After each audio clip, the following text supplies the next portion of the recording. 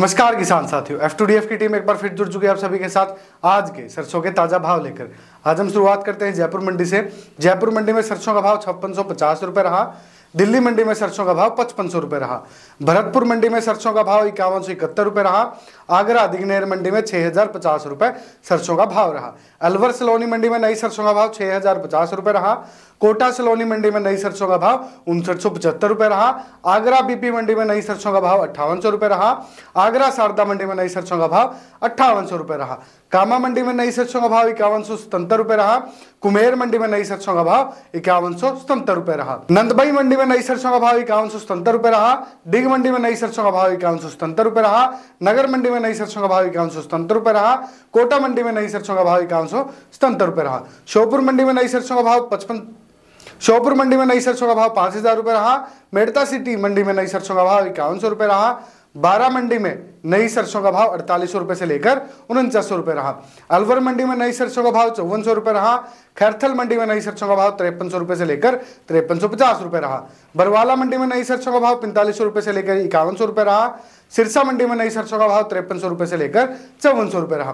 पोरसा मंडी में नई सरसों का भाव 4975 रुपये रहा। ग्वालियर मंडी में नई सरसों का भाव 4800 रुपये से लेकर 5100 रुपये रहा। बीकानेर मंडी में नई सरसों का भाव 4400 रुपये से 4800 रुपये रहा। कोटा महेश मंडी में नई सरसों का भाव 6075 रुपये रहा।